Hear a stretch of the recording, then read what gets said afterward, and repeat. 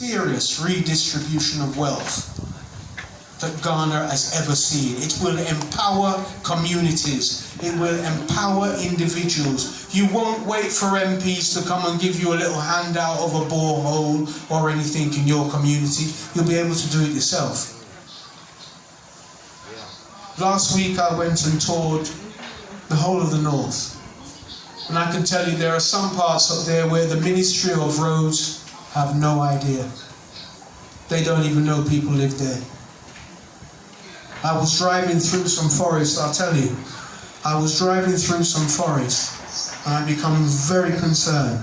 I said to my colleague, I said, do you know what? Do you think they'll find our bodies? Yeah, because it's as if I'm not in Ghana, trust me. I'm far. I said, do you think they'll find our bodies? And then I started working it backwards. That, yeah, they would say that, yeah, you left from the Bolga Hotel at this time, and then you stopped just before Navrongo, you had a chat with some police on the direction, then you got into Navrongo, when you got to Sandemai, you asked them, should you go straight or take the right? And they said, take the right, there's a new road. So you took the right. And the new road took you into a forest, deep into a forest, where you thought, well, this kind of be the end of the road. And nothing I can do about it. Shall I turn back? We stopped the car, and I go, shall we turn back? And then we thought, oh, we've been driving for 2.5 hours. Let's turn back. So I turned back. And we'd driven about 5 miles down the track. And we saw a motorbike coming. It's like, wow, there's life on Mars. You know?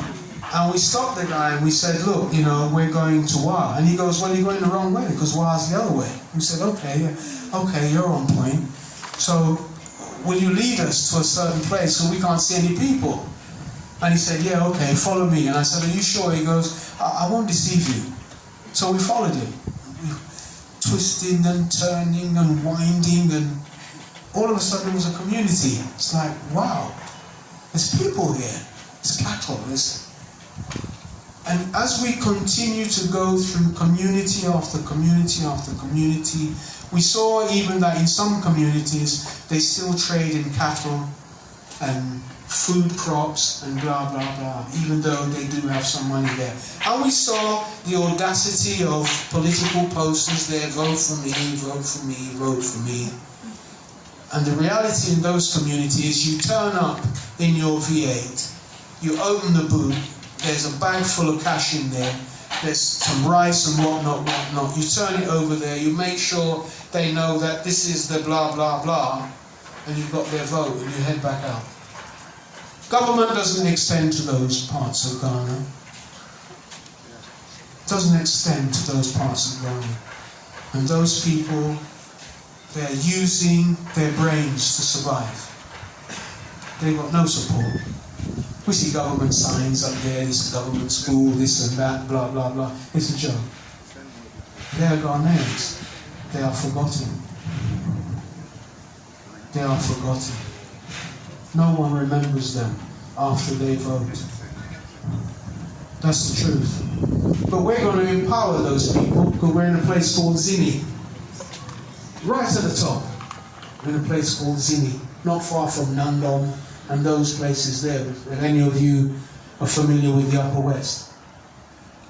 And the chief gave me 1,000 acres. He said, well, come on, we'll start with 1,000 acres. Yeah.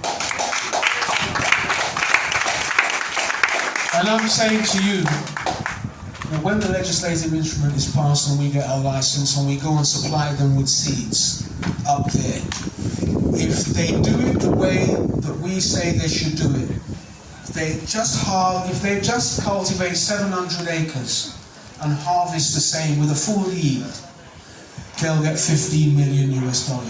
And they won't be worrying about government or MPs again for the rest of their life. Let me tell you, just 700 acres, 15 million. Hard work, because we don't have tractors. I just have a cutlass and a hoe. That's what I have. And that's how I intend to start. Because if I think that I'm going to